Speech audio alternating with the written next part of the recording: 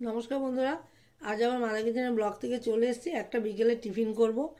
কি করছি দেখুন, একটা একটা করে দিচ্ছি। তারপর দেখাই যে আলু আর ফুলকপি আমি একটু ভাপিয়ে নিয়েছি। এখনকার ফুলকপি একটু ভাপিয়ে না নিলে প্রচণ্ড গ্যাস হয়। এই যে আমি সাদা তেল দিয়েছি, পুরো রান্নাটা সাদা তেলেই করব।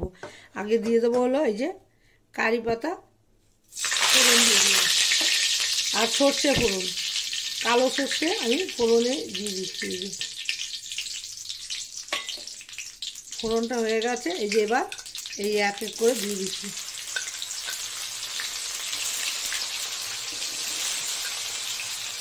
একটু ভেজে নিই, আরও একটা সবজি দেবো, সেটাও দেখাবো।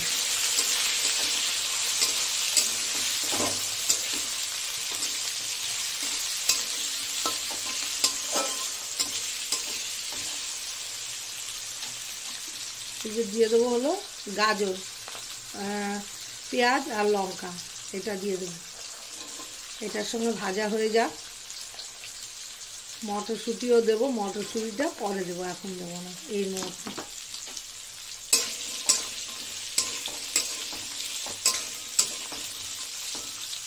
ভাজতে ভাজতে আমি একটু নুন দিয়ে দিচ্ছি,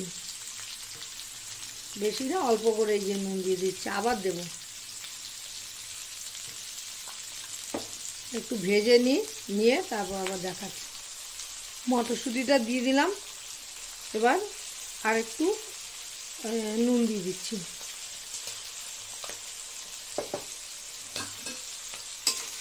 একটু ভাজা হোক, কারণ এই রেসিপিতে হলুদ দিলে ভালো লাগে না, হলুদ ছাড়াই হবে।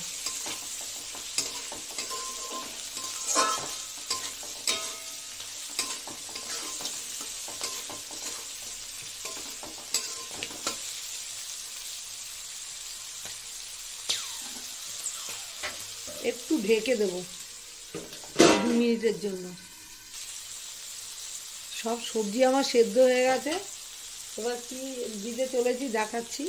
ভালো করে ধুয়ে ঝেড়ে এই করে নিয়েছি, ন্যাকড়া দিয়ে মুছে নিয়েছি। ধোবো না, কারণ এত পাতলা চিড়া, এই চিড়াটা ধুলে পরে আর কিছুই থাকে না। হালকা হালকা উপরে জল দেবো।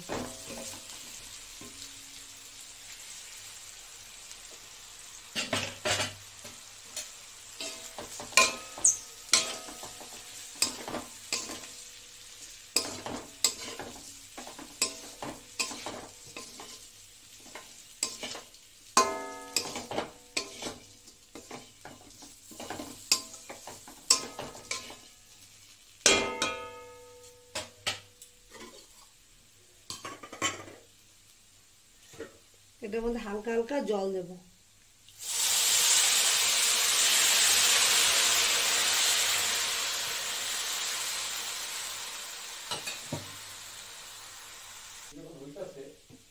এবার একটু চিনি দিয়ে দিলাম, এই যে চিনি ছাড়া ভালো লাগবে না, চিনি দিলাম।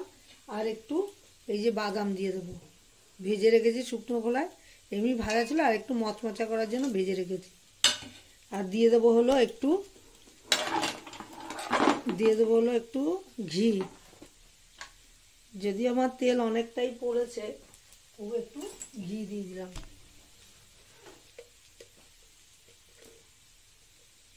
এই যে ঘি দিয়ে দিলাম। আমার চিড়ের পোলাওটা হয়ে গেছে। দেখতে কিন্তু দারুণ হয়েছে, খেতে কেমন হবে খেয়ে যায় না, খেয়ে দেখে বুঝবো। হ্যাঁ, আমার মতো কিন্তু বন্ধুরা একবার করে ফেলতে পারেন চটজলদি বিকেলের টিফিন। এই যে আর একটু কারি পাতা ছিল, এটা উপরে দিয়ে দিলাম। কারি পাতা এমনিও খাওয়া খুব উপকার। এই আমার হয়ে গেছে। আমার টিফিনটা যদি ভালো লাগে, লাইক শেয়ার কমেন্ট করবেন, সাবস্ক্রাইব করতে একদমই ভুলবেন না। সবাই ভালো থাকেন, সুস্থ থাকেন, আমিও ভালো থাকবেন। যখন যেটা রান্না হোক, টিফিন হোক, আমি বন্ধুদের সঙ্গে শেয়ার করব।